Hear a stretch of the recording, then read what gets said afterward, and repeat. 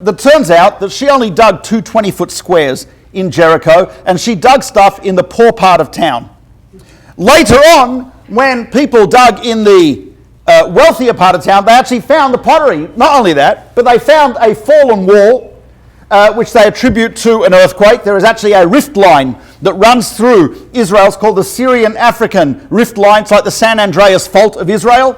According to the United Nations, everything's the fault of Israel. But this actually is Israel's fault. And it runs through...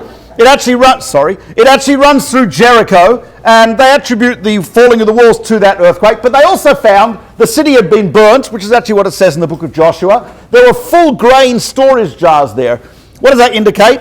Full grain storage jars indicates that the siege was very short, and it also indicates it was at harvest time, because there will be full jars. And again, the fact that it was in the book of Joshua, we are told the conquest of Jericho happened at harvest time. It was a very short siege. They burnt the city afterwards. The walls had fallen down. This is pretty cool. It's not like they found the wall that says Joshua was here in graffiti on the wall, but it's pretty cool.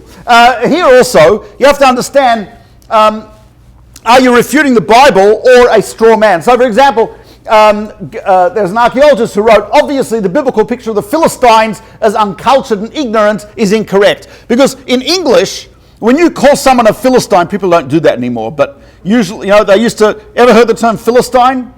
Anyone been called a Philistine? My sister called me a Philistine, right? She's an artist.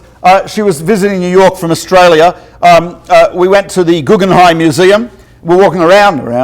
Anyway, so we see something. And I asked her, I said, Sylvia, are they renovating or is this a piece of art? And she said, Mordechai, you are a Philistine. And what she meant was, I'm an uncultured, ignorant boor. Because that in English is what Philistine means. The problem is, the Bible does not consider Philistines to be, does not ever say the Philistines were uncultured. What it says is they were immoral. Immoral does not mean uncultured. You could be quite cultured. You could use beautiful music. You could have advanced literature, wonderful architecture, and still be a complete and utter immoral savage. We saw this ourselves 70 years ago, right? So the Philistines, the Bible does not say they were uncultured or ignorant. So you have to be careful, right? Are you using the modern English usage of Philistines or something else? Also, these you may recognize. This is Los Angeles. I'm sure you do recognize them. Some of you may have had them for breakfast this morning, right? Shrooms. But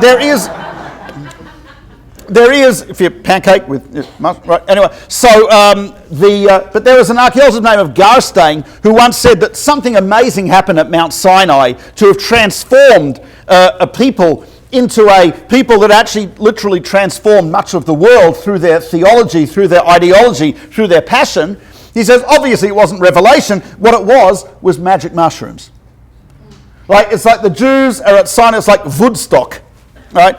And basically, now the problem here is you've got to curb your enthusiasm a little bit because, first of all, they used magic mushrooms in Egypt. So Jews who had been in Egypt would have been familiar with the phenomenon. They wouldn't have mistaken it for divine revelation, number one. And number two, how likely is it that the Jews sitting around the campfires looking postage stamps or whatever they're doing, right? And in the morning they say, dude, let's put on tefillin, right? This just doesn't happen like this. Okay. Also, one should not ignore Jewish law and Jewish custom. So, for example, one thing we don't find, there's a certain type of font which the Torah scroll is written with. If you see a Torah scroll, there's a very special font. It's known as Ketav Ashurit. That font you don't find in ancient inscriptions. Almost never appears in ancient inscriptions. Why is that? So some would say that's because it didn't exist.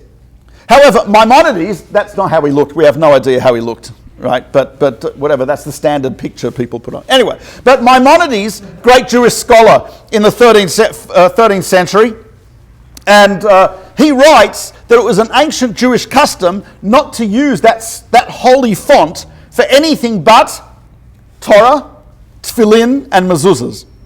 So you see it on Torah and tefillin and mezuzahs, but you do not see it on an ancient bar mitzvah invitation or on a coin. In coins and ancient Hebrew inscriptions, they have what's called Ketav Ivri Yashan, Old Hebrew script, which is like a weird looking script, which is actually very similar to English in many ways. but from that, Hebrew evolved from that. However, the reason, according to Maimonides, you don't find the ancient script is merely because Jews were keeping the custom. Also, keep in mind, politics, hatred, anti-Semitism, the whole Arab-Israel conflict has gravely affected the whole business of archaeology, because it is used by both sides as type of like a ideological weapon. But because of that, so for example, just to give you an example, when Abraham dug wells, it says that the local Philistines filled in the wells afterwards, which doesn't make much sense, right? You're living in a desert environment. Does it make sense to fill in the well of the enemy? Right? You could occupy it, you could take it over, you could set up snipers and archers, a few claymores, that type of stuff. But why fill it in? You're depriving yourself of the water as well. So one of the answers given is that the Philistines wanted to obliterate any remnant of Abraham in that area. They didn't want people to say, oh, that's the well of Abraham. So they filled it in. This is happening today as well, by the way. On the Temple Mount, there is a lot of destruction of archaeological artifacts, and there's actually an Israeli project that's called the Sifting Project, where they're sifting through debris from Arab construction on the Temple Mount and finding archaeological artifacts in the Sifting Project, which is pretty tragic. But again, also the Mukhbarat, that's the Syrian Secret Service, they actually threatened certain archaeologists with death for exposing certain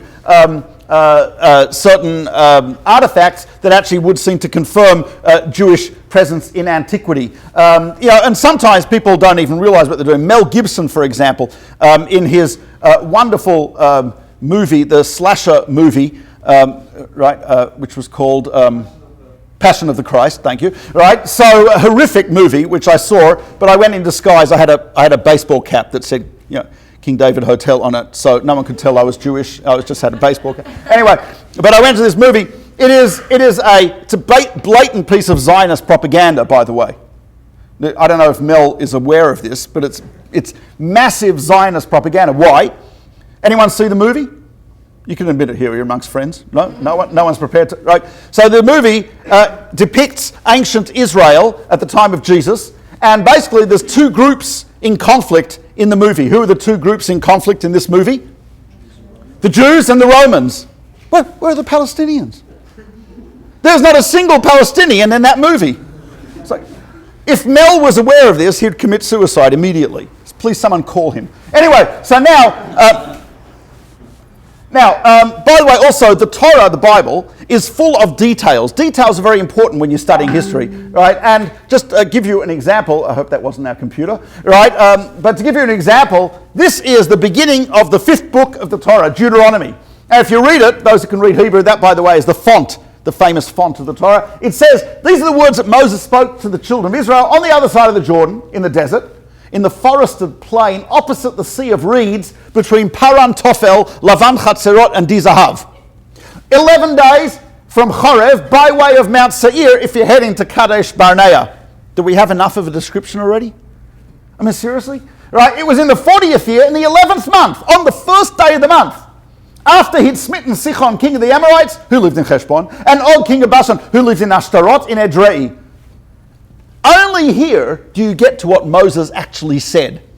This is very different from standard ancient texts, which start something like this. A long, long time ago, in a far, far away place, right? This is, in other words, the less details you put in, the less likely you are to get caught out.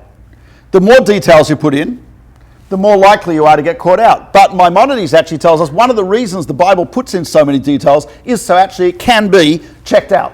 So we're going to do some checking out of the Bible. Let's start with the lifestyles of the righteous and prophetic. So first of all, the Ebla tablets. Type of interesting to see that Abraham, it's often considered anachronistic that Abraham had camels, domesticated camels. There are those like Wellhausen, German Bible scholar, who maintained that this was evidence that the Torah was written at a much, much later date when camels were actually domesticated. But at the time of Abraham, he says, A, they didn't have domesticated camels, B, they did not have long-distance trade, and C, they did not actually have currency. Problem is, the tablets found in Syria, in a place called Ebla, have a sentence from the ruler of Ebla to one of his servants that says, read carefully, when you travel to Canaan to trade, long distance trade, take extra currency, to buy fodder for the camels. Okay, in the immortal words of George Bernard Shaw, how terrible it is to see a beautiful theory destroyed by an ugly little fact. So this is the ugly little fact that they actually did have domesticated camels, and in Canophoran, they actually found camels described in Canophoran. Not only that, names are important. Names go in and out of vogue.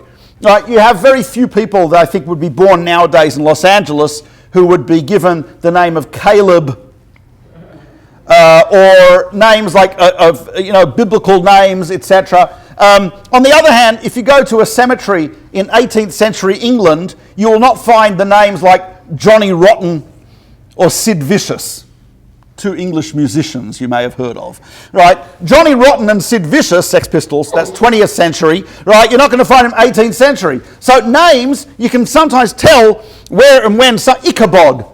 If you'd say someone called Ichabod, that's probably Ichabod Crane, headless horseman, right? That goes like a long way back. So you can sometimes tell by the existence of names whether is at what period it's from. And actually, it's interesting. We note that names like Sarah, Shifra, Asher, Tzafnat, Pa'anayach are names that are found in archaeological documents at the appropriate times. Place names and local Dotan. This is Tel Dotan. Dotan, anyone know Dotan? Anyone been to? I did basic training, Tironut, in the Israeli army in Dotan. All right, Dotan is actually where? What happened in Dotan? Anyone know? No, you haven't read the Bible recently? Okay, so I'll tell you. I'm on guard duty 2 o'clock in the morning with a Russian immigrant, and we're standing in the guard tower together, and he says to me, what are we doing here? I said, Shmira, man. I said, we're doing guard duty, duh. Right? So he says, Lo, ma nachnu osim b'Dotan. What are we doing in Dotan? There's nothing in Dotan except us. Right? What are we doing in Dotan? Right? So I said, your name is Yosef, right? He said, Ken. Yep, Yosef. I said, who are you named after? I said, Joseph Stalin? He says, no. He says, I'm named after my grandfather, Yosef. I said, who's your grandfather named after? He says, I don't know. His grandfather. All right. I said, ultimately, you are named after the biblical character Joseph, Yosef, who appears in the Bible. I said, do you know the story of Yosef? He said, no. I said, you'll get a Tanakh at the end of basic training. Read it. Right? But, so he says, I tell you, Joseph was sold by his brothers into slavery. The place where he was sold was this place, Dotan.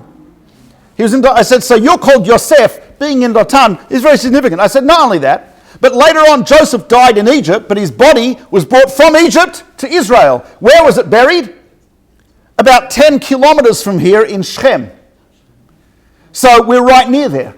I said, so Yosef not only was sold here to Egypt, which started off the Jews on their journey to nationhood, but he was also buried not far from here. And I said, I haven't finished. We have 2 hours left of guard duty. He's like looking for a terrorist to apprehend, right? Just get away from the rabbi. But anyway, so I said, not finished. I said, later on in Jewish history, the kingdom split into Judea in the south and Israel in the north. The northern kingdom, the southern kingdom, the kings were descended of Judah, Yehudah. But the northern kingdom, the first king in the northern kingdom, his name was Yerovam, and he was a descendant of, he says, Yosef. I said, you got it? So Yosef, and I said, he was anointed as king on the road to Shechem, probably about 10 kilometers from our base. I said, so if you're called Yosef, this is a place where you should be, my friend. Right? It was a very quiet shmirah after that. Anyway, and so we have names like that, like little details, birthing stones. Right? Mount Gerizim, Mount Eval, birthing stones. Interesting. When Pharaoh tells the Jewish midwives in Egypt, he says, if a woman gives birth to a girl, let her live. If she gives birth to a boy, kill him. Familiar with this, right? So it says there, V'ra'ita al ha'ovnaim. You shall look at the stones. FN, 1 stone. Ovnaim, 2 stones. Look at the stones. If it's a girl, let her live. If it's a boy, kill. What stones? What is that? So actually, it's interesting. Birthing stone in ancient Egypt, women would give birth squatting on 2 stones that were ritual birthing stones. In Hawaii, they have the birthing stones of some famous Hawaiian king whose name I cannot pronounce. You may have seen it. But basically, birthing stones is actually, it displays intimate knowledge of Egyptian birth rituals. Now, another thing is economics. Joseph is sold as a slave. They paid the Ishmaelites paid 20 shekel for him. Right? Now, it's interesting. This is a graph done by Kitchen, in which shows the relative price of slaves at different times and places in history. Notice that it was lower in Akkad and Ur. It was higher later on in Nuri and Ugarit and Assyria, and here, went all the way up. But at the time that Joseph was sold, the price of slaves was 20 shekel. Knowing the price of a male slave 3,200 years ago means that probably whoever wrote this was was aware of what was going on 2,200 years ago, 3,200 years ago. These are the names of, this is the name of Joseph, Tzafnat Pa'aneach, which is actually, it actually starts from this side. Hieroglyphics can be written in either direction. You can tell where they start because the animals and humans always face the beginning of the sentence. So you see they're facing that way. But what that says is, his name of Joseph was given the title Tzafaneth Pa'aneach, Tzafanat Pa'aneach. In ancient Egyptian, Tzafanat Pa'aneach means the Neth speaks, God speaks. Tza Paneth, God speaks.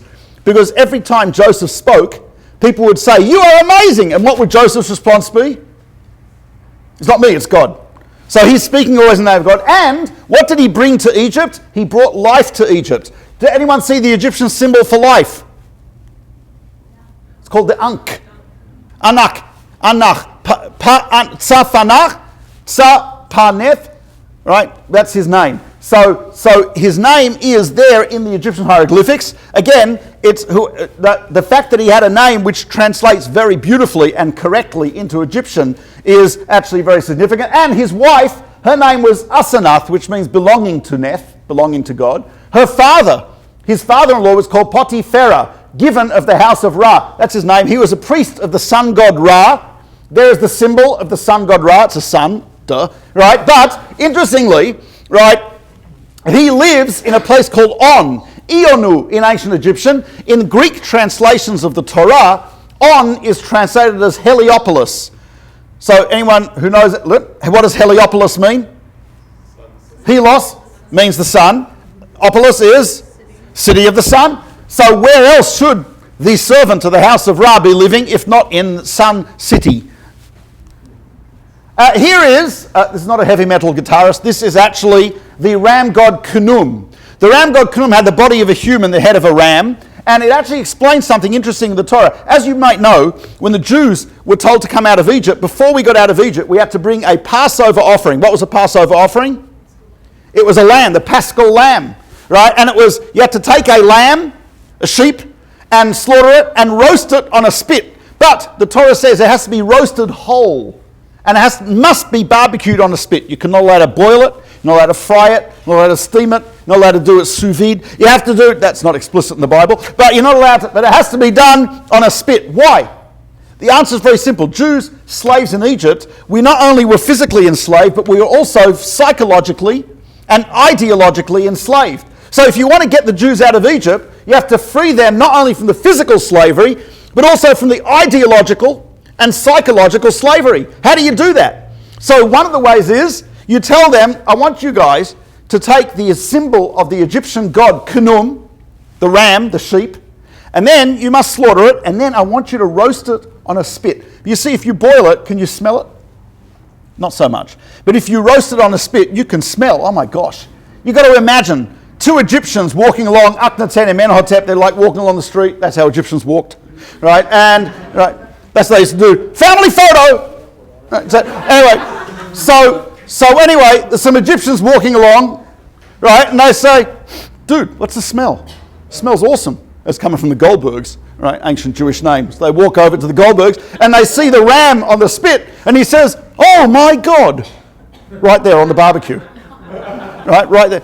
And now, for the Jews to do this, took tremendous courage, unbelievable courage. I mean, can you imagine? Imagine I was in India 2 summers ago, right? In India, There are a group of people called the untouchables, the lowest caste of Hindu society, although they're trying to eliminate the caste system, but the English encouraged it because for colonial reasons, whatever, divide and conquer. But in any case, right, but in the lowest caste, they venerate the cows. There are cows wandering around a lot of places in India. If you imagine untouchables taking a cow, slaughtering it publicly, and roasting it whole, you know what would happen to them? They'd be lynched. It actually has happened. Right? There'd be riots, there'd be lynchings. For the Jews to do this took incredible courage, that to break out of their slave mentality, and it also was a way in which they showed the Egyptians that this guy, Khnum, is not a god. This is, let me put this in contemporary American terminology so it's clear. Is basically you are dissing the man in his hood. Basically, you're ripping off Khnum's bling, and you are carving a Magen David in the hood of his Escalade, just like, and then throwing it on the ground. I mean, can you imagine? This could be suicidal, but that's basically what I was putting into some American terminology so you understand, right? Okay. All right. Okay. Here. Okay. Now, we also know a lot of customs, like, for example, we are told that when Joseph was taken out of the prison, he was clean shaven. They shaved him because in Egyptian tradition, in the court of Pharaoh, everyone was completely, all their body hair was shaven. And they used to wear these artificial beards made of jewels, lapis lazuli, carnelian, malachite, etc., hooked over their ears, and they used to like paint on eyebrows and stuff. But they basically had no hair, which is one of the reasons, by the way, that the Egyptian priests were so shocked when they got lice in the plague. They said, "What the heck? What's going on, man?" Right? I want my money back from the waxing place. Anyway, so basically, now we also have the flood stela, which indicates a time, the famine stela. At the time of famine, Joseph made a rule that the money, the land would go to Pharaoh except for the land of the priests. It's type of interesting that we do find later Egyptian history, a famine stele, which an inscription which actually says when there's a famine, the land goes to Pharaoh except for the land of the priests. And here we have foreigners making bricks in Egypt out of straw and mud, as the Torah describes the Jews doing. And here we have Midianite traders going down to Egypt, which is actually, according to the Torah, is Joseph was sold to Egypt by them. This is a manuscript which is actually found in the Brooklyn Museum, and it is a manuscript which details the possessions of an Egyptian household. Two of the possessions are slaves, and the slaves have the name, one of them has Shifra, the name Shifra, the other has the name Asher. Those are Jewish Canaanite names found in the Torah. What's interesting is they also had Egyptian names, and according to the Midrash, the Jews tried to preserve their names, their Hebrew names. They refused to accept the Egyptian names because they wanted to maintain their identity even though they were still slaves. Who was the Pharaoh of the Exodus? We don't know for sure. Conjecture is that it's Cheops or Pepi, right? For two reasons. A, he is one of the longest reigning ever pharaohs according to Egyptian records, and according to the Midrash, he actually reigned for 94 years, and according to the Turin Royal Canon, there's only one pharaoh who actually ruled for that long. And also, there was a massive decline in Egyptian society right after the reign of Cheops, because it is believed that probably if you lose a lot of your slaves and your country is destroyed by plagues, you're going to tend to the economy is going to go, oh, that is an artist's impression of Jews crossing the Red Sea. If you cannot do that, you're probably not Jewish. I'm going to have everyone trying to do this the rest of the night. Right, okay. Anyway, now we come to the entry. That's right, everyone's going to do it. Right, they come to I just made that up. I literally just made that up. Okay, it doesn't matter. All right, now we have the entry of the Jews into the land of Israel. And it's interesting, scholars have noticed that there is one place in the Sinai desert where there's dwelling places from the Middle Late Bronze Age Interchange period, MBI period. And it's interesting, the one place they found this in a place called Kadesh Barnea, which is, according to our sources, it says the Jews were there, lived there for half the time they were in the desert. 19 years. It wasn't like the Jews were wandering the entire 40 years. Half the time, for 19 years, they were actually living in one place. Kadesh Barnea. And that's the only place in Sinai where dwellings have been found from that period of time. And according to the tracing of the Jews, of this group of people came and went to the east, then went north, and then invaded Israel from here, destroyed Jericho, Ai, Chatzor, and then spread through the country. So this is from a few hundred years after the story, but this is the story of Bilam, son of Beor, who tried to curse the Jews. And this is a biblical character who is actually mentioned in an inscription in a non-Jewish source. Of course, I should point out that, I don't know if I have it later on, but there's the tally of biblical characters that have been confirmed by archaeological sources is up to 53 biblical characters, and that's being very strict about the criteria of proof. There's probably another 10, 15 where it's very likely, but it's not definite yet. But 53, one of them Bilam. Now, this is Joshua. When he came into Israel, he built an altar on Mount Eval, Har Eval. What's interesting is there is a Adam Zertal from Haifa University, I think he passed away, but Adam Zertal, archaeologist, found an altar on Har Eval. He found 4 features of this altar. Number 1, it's made of stones which are unhewn stones, meaning they're not cut stones, they're raw stones. If you look in the Torah actually says that the stones for the altar should not be cut. Number 1. Number 2, they found a ramp as opposed to stairs. The Torah says no stairs up to the altar, only a ramp. Number 3, they only found the remnants of kosher mammals' bones around the altar. And number 4, they found Egyptian scarabs, Egyptian decoration near the altar. It's very likely the altar found here is the altar built by Joshua when the Jews came into Israel. It is interesting, if you look at it from the sky, from a drone, this is not a picture from a drone, but if you looked at it from a drone, they've done some studies of some sites from that period from drones, and it's in the shape of a footprint, like a sandal footprint, which actually is, according to some, the theory is, in the book of Joshua, actually God tells Joshua, Kol makom asher tidroch kaf raglechem bolachem natativ. Every place where your foot steps, I've given it to you. So when they came into Israel 3,200 years ago, and they built areas in Israel, they built some of them in the shape of a gigantic footprint as a means of saying, we are here and our footprints are on this beautiful land. This is the oldest mention of the Jewish people ever. And it's Merneptah Stila. I've actually enlarged it. Here's the enlarged piece right there, hieroglyphics. And what it basically says is, it talks about the nation Israel in the land of Canaan. This is from approximately 3,000 years ago. First of all, 3 important things. A, we called a nation. B, the name of the nation is Israel. Sound familiar? And C, the nation Israel is living in the land of Canaan. Right, this is from Pharaoh Merneptah. Here is the El Amarna letter 256, which actually mentions 5 characters from the book of Kings in this inscription. Here is one which mentions King David. This is the Tel Dan Stela, and it mentions a king of the house of David, indicating that King David was actually a king and the leader of a dynasty. This is a list, you won't be able to read it, but this is a list of 53 biblical personalities confirmed in external archaeological sources. This is from an article in the Biblical Archeology Review, which I subscribe to primarily to annoy my children, so that I can say, oh wow, the Biblical Archeology Review is here, I get it first. And they're like, oh God, so embarrassing. Anyway, but these are 53 characters who have been confirmed, and some of them in beautiful ways. I'll give you some examples. This is a royal seal.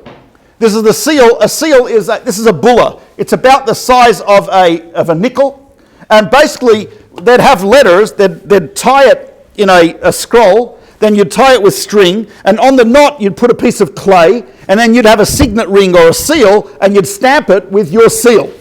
And then the person would get the letter, he'd break it, and he'd have the sealed letter. Obviously, a lot of these did not survive. But a lot of them did survive. A lot of the reasons that some of them survived, they were found in the city of David, Ir David. And Ir David was burnt a couple of times, but you see what happens when you burn clay? Oh, it's a great thing. When you burn clay, it gets hard. Yeah, exactly. It gets fired. So a lot of these were burnt in the fires that destroyed Jerusalem, but they preserved the bullae, the clay seals of some of our great Jews of the past, one of them being the Gemariah ben Shaphan, who was the scribe, the sofer, the secretary of King Jehoiakim. This is the Flare of Stila, which talks about Sancheriv's campaign in which he boasts of locking up Chizkiah into Jerusalem like a bird in a cage, but that's the end of the quote. The reason is, very simply, because if you look in the biblical source, there was a plague that hit the officers of Sancheriv's army. The rest of the army saw the officers dead. They ran away screaming, and basically the Jews were saved. So that's not going to be found in the history of the Assyrians. Right? The Assyrians always won. Everything was cool, right? Like American Vietnam type thing. Okay, anyway, not going to go into anything painful, but this is also recently found. It talks about a servant of the king. That's Old Hebrew script. And again, we find that is many of these seals which confirm the existence of biblical characters. This, by the way, some of them may have been there. Under Yerushalayim, under Jerusalem, there's two tunnels, ancient tunnels under Jerusalem. One is a Canaanite tunnel, Canaanite era, which was used by King David. When he conquered Jerusalem, he infiltrated troops through the Canaanite tunnel. I think it's called the Yahalom. That's the unit. Right? He infiltrated troops under the Canaanite tunnel. And we also have a second tunnel dug by Chizkiah. When the Jerusalem was being surrounded by the Assyrians, Chizkiah had a tunnel dug to bring water into Yerushalayim, Jerusalem, from the Shiloach spring. And you can still go through Chizkiah's tunnel. And there's a plaque. It's now in Istanbul. Istanbul Museum. It was found by Ottoman Empire archaeologists and was brought to Istanbul. There's a plaque in the middle of the tunnel where the diggers from both sides met in the middle, and it describes how they could hear the hitting of the axes on the other side, and they met each other in the middle of the tunnel, which is type of cool. This is the oldest verse of the Torah ever recovered. This is from over 2,600 years ago. It is from an amulet that was worn around the neck, made of silver. And Torah scrolls are written on what? Torah scrolls are written on parchment. Parchment is organic. Organic stuff doesn't last that long.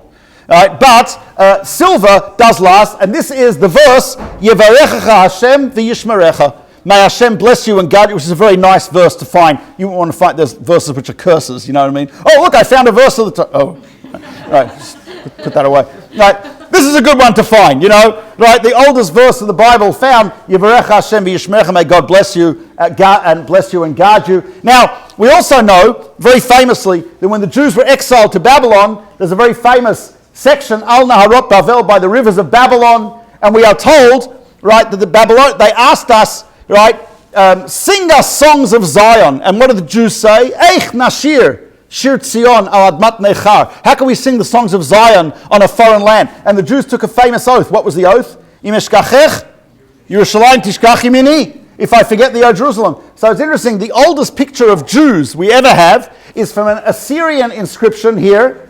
Is Jews being carried away as captives from a place called Lachish. And you'll notice here is an Assyrian soldier with a sword and a might and a mace. And here are Jewish captives, and what do they have in their hands? They have harps, lyres, right? They're being marched out of Israel with harps in their hands. Here, by the way, is another picture of Assyrians leading Jews out of Israel. And here are the sheep of the Jews, and here are the Jews with their belongings over their shoulders. And there is an Assyrian soldier with a mace. That's, by the way, just an Assyrian slingshot. They used to, people hear about slingshots, especially King David. The slingshots, they used to have military slingshots. They practiced swinging them around. They could reach speeds of close to 100 miles an hour with a slingshot. Now, that's a stone ball, right? That's the size of it. You imagine if you can throw that at 100 miles per hour accurately, that's an unbelievable weapon, right? So we think about slingshots. Yeah, big deal, slingshot. Yeah, it's like, this is a big deal. This is a big deal. Slingshots that we use. This, by the way, is the seal of the prophet Isaiah. It is not sure. but it is believed that it's very possibly the seal of the prophet Yeshayahu, because it says on it Yeshayahu HaNavi, right? Yeshayahu Navi, and it is a seal which is believed to be Yeshayahu, but not absolutely confirmed yet. Here is, we know that we mourn the destruction of Yerushalayim in the month of Av. Month of Av is a Babylonian name for the month, and here in a Babylonian inscription, the Babylonians are celebrating the destruction of Jerusalem in the Babylonian month of Av. Here we know Hanukkah is coming up soon. So this is the oldest menorah in the world, Hanukkah menorah. It dates back, according to the Israel Antiquities Authority, it dates back to 70 years after the Hanukkah story. So whoever lit that was either their grandparents, I guess, were around. You'll notice it's got 1, 2, 3, 4, 5, 6, 7, 8. Then it's got one off to the side, which is the shamash. And then it's got, that is the hole for pouring the oil into it. So that's the oldest Hanukkah. Now, we talk about the jug of oil that was found. It was not a little thing of oil that big, right? It was actually, had to be about a 2-litre jug, because to fill the menorah for one night, for all the 7 cups of the menorah, required approximately 2.5 litres of oil. This is an ancient oil vase found from the Second Temple period, has traces of olive oil in it, and it holds about 2 litres. And you know the seal of the Kohen, it says it was sealed. The Chatimat HaKohen Gadol, with the seal of the high priest. This is a seal from Second Temple era, which says on it, it's in Aramaic. Jews spoke Aramaic in the Second Temple. And what it says is, Dacha, which means pure, Le'yah, unto God. So the type of seal that was probably found on the oil by the Maccabees was probably something like that. Very tiny seal put into the clay on top of the jug. And anyone who's been to Israel, Yerushalayim, Shabbat, Friday afternoon, 40 minutes before sundown, what do you hear? A siren. Whoop, right? To tell you to, I can't do sirens, but you know what a siren sounds like, right? Okay, so to tell you to light candles. The origin of that is this. In the Temple Mount, there was a priest who would stand there and blow a trumpet 6 times on Friday afternoon to tell people to close the stores, go home, stop working. And what has been found is a stone from this niche. The stone says, you can probably read it, Lebeit hatekiyah lehachriz, which means the place of blowing. Lehachriz means to proclaim the Shabbat. And this is the inscription as it looks. This, by the way, Yirmiyahu, the prophet, did not write his own book. He actually dictated it to a sofer, a scribe. The scribe of Yirmiyahu, his name was Baruch ben Neriah HaSofer. This is a bulla from, it says on it, Baruch ben Neriah HaSofer, which is very light, and it's from the correct time period. And by the way, the clay, they've done tests of the clay, and they actually, the clay has its origins in the area of Yerushalayim. So this is almost certainly, pretty certainly, Baruch ben Neriah, the scribe that Yirmiyahu, the prophet, dictated his prophecies to, and that is the seal. There's actually 2 of them. They're in the Mosaic collection in London. And this is, bakers would stamp their bread when it was still soft. Before they baked it, they'd stamp it with their own personal seal, so that when they'd sell the bread, you'd know whose bread it was. This is a baker's seal, which is a menorah seal from Yerushalayim, Second Temple era. And here, of course, is one of the most famous artifacts. This is the Arch of Titus in Rome, and it depicts Roman soldiers carrying the menorah and the trumpets, chatzotzrot, into Rome. Right? And that is a depiction of the menorah. By the way, an archaeologist by the name of Stephen Fine has done work on this. He actually found pigments. Roman sculptures were all painted. Nowadays, they're all just completely white, but they've been weathered. But ancient Roman sculptures, we know, actually were painted in vivid colours. And he found pigments of gold paint for the menorah, and he found pigments of purple for the togas of the Roman soldiers and green for the wreaths, etc. So, and that's the table of the Beit HaMikdash. That's the chatzotzrot being carried into Rome by the Roman troops. There is actually a picture of the thing. Gamla.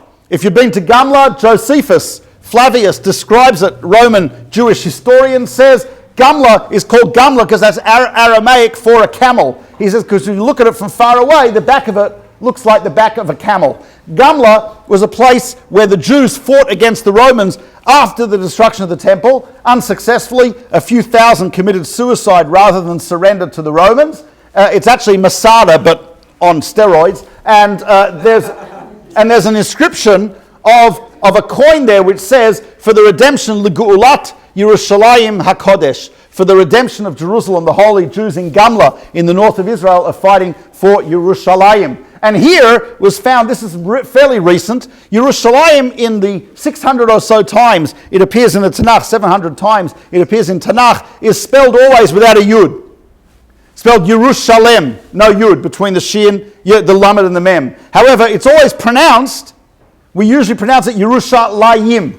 So it's interesting, and if you look at the Nekudot, the vowels in most Tanakh editions dating back to Tiberius, 9th century, right? Even when it says without a Yud, it's still written as Yerushalayim. So they just recently found something which has Yerushalayim with a Yud. Hananiah, son of Dodalos of Yerushalayim, and it's written with a Yud. Why do the Jews pronounce it as Yud?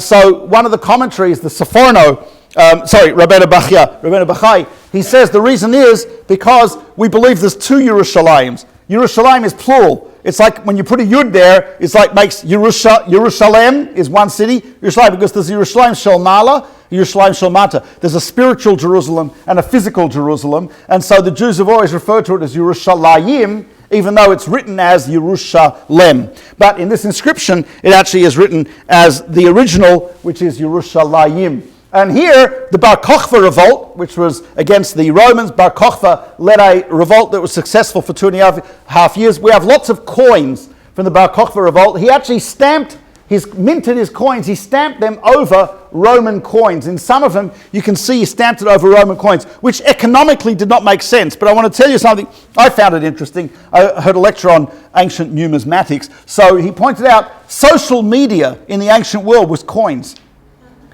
Seriously, how do you get a message out? You stamp a coin that says Jerusalem has been captured. You stamp a coin that says year one of the redemption of Israel, and coins move. Right? You don't have Instagram tweets or anything like that. You wanted to get a message out, you minted coins. That was the social media of the ancient world. So we have lots of Bar Kochba coins. On the coin it says Shimon, Nasi Yisrael, Shimon, Prince of Israel. And on the other side it says Shana Achat L'Gulat Yisrael. He thought this was the redemption of the Jewish people. We only have 2 years, Shana Achat and Shana Shenit, but because by already 2.5 years the Romans had completely overcame and destroyed the Bar Kochba revolt, no longer existed. This is a letter from Bar Kochba, who was a military leader, as I said, rebelling against the Romans. It's a letter to his soldiers up north, who he said when they come down to reinforce his positions, since they're coming from the north of Israel, and it was Sukkot, they should bring hadassim, myrtle branches, which grow beautifully in the north of Israel. He says, when you come to reinforce us, make sure to bring hadassim for Sukkot. That's a very beautiful thing to see, right? An Israeli military commander from 2,000 years ago, right? They'd supply hadassim in the Israeli army today as well. But anyway, and here we have a rebel coin, again, with a depiction of the Beit HaMikdash, and here is a lulav, an etrog. That's the etrog. There's lulav Sukkot. We just had the palm branch with the myrtles around it and the willows. So this is a depiction of one from the Bar Kochba revolt. And here is from the Golan Heights. It's a yeshiva in the Golan Heights, and it says on it Beit Midrasho Shel Nechunya Shel Eliezer HaKapar, which means the house of study of Eliezer HaKapar. So there were a lot of Jews in the Golan Heights in the Roman period. There were a lot of synagogues there, and there was a Beit Midrash. Beit Midrash means a place of study, like Maury's fireplace, for example, right? And this was the Maury's fireplace of the Golan Heights. Here are tefillin. These are tefillin from Qumran, approximately 2,200 years old. They're things in Qumran, because it's so dry, it's the Dead Sea area, so even organic stuff was preserved. So the Dead Sea Scrolls were preserved by the dryness of the atmosphere. It's fantastic, right? They obviously didn't have Dead Sea cosmetics, otherwise it wouldn't have survived. But in any case, this is tefillin, and it's got the same parchments inside as the tefillin we have today, It's a square leather box with compartments in it that has parchments of the Torah that men put on their arm and on their head, 2,200 years old. Here is a mikvah from Masada. Masada, there are 5 mikvahot. Yigal Yadin, great Israeli archaeologist, when he uncovered Masada, it was all over the newspapers in Israel, oldest mikvah ever discovered. So a bunch of rabbis said, we want to check it, right? It's a rabbinic custom, right? So they schlepped up to Masada, they checked the mikvah, and the mikvah is it's pretty much a modern design, and what the archaeologist said, the rabbi said when he came out of the mikvah, he said, shufra de shufra, shiva pa'amim, which means best of the best 7 times over, or to put this in American terminology, a sick mikvah. Right? I think that's the term that you would probably use, right? Anyway, and it had 3 pools. It had a pool for cleaning yourself before you go in. It had an immersion pool, and it had a pool for collecting rainwater. By the way, cisterns that collect rainwater still work at Masada. This past winter, I was there, 2 winters ago, there was massive rain, and one of the cisterns filled with over 2,000 litres of water, which they had to pump out because they were scared that tourists would die, because tourists do stupid things like taking selfies as they're backing into a pool of water, right? Okay, so again, this is a section of a very old Torah scroll. This particular one is from around 600 CE, but it's believed to be 300 years old. It was used for 300 years. So it's about a 300 CE, which makes it about 1,700 years old. A Torah scroll can't be read, because they can't unfold it because it will just crumble. This actually is the oldest complete Torah scroll, which is from the 17th century, because Torah scrolls, being their organic matter, don't last that long. Although the Dead Sea Scrolls, again, as I said, because of their environment. And this is a column from the Dead Sea Scrolls, column of Isaiah. This is on display in the Israel Museum in Yerushalayim. I remember when I was there many, many years ago when we still lived in Israel, although 4 of my kids still live in Israel. Went back to Israel, but we were there. One of my kids climbed onto the Isaiah display and starts reading. Chazon Yeshua ben Amos. He says, Abba, come over here. I go over. He says, we were doing this in school 2 weeks ago. I said, it's a miracle. He remembers what he was doing in school 2 weeks ago. I started crying. I have a cancelled tuition check in my wallet. It's like unbelievable, right? So this is actually a kid who I asked him, what'd you do in school today? He said, nothing. It's usually correct. I said, what'd you learn? He said, we learned about Rashi. Rashi, great biblical comment. I said, what'd you learn about Rashi? He said, we learned that he lived during recess. I said, what are you talking about? What did the teacher say? He said, Rashi lived from 1040 to 1105. It's like, actually, believe it or not, this guy's a lawyer now in Tel Aviv. This is like unbelievable. Okay, but anyway. Right.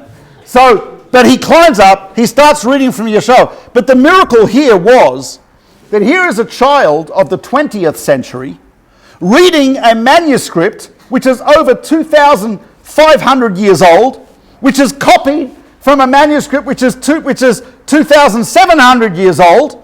And not only can he read the language and understand it, but he can speak the language fluently. He's got friends called Yeshayahu.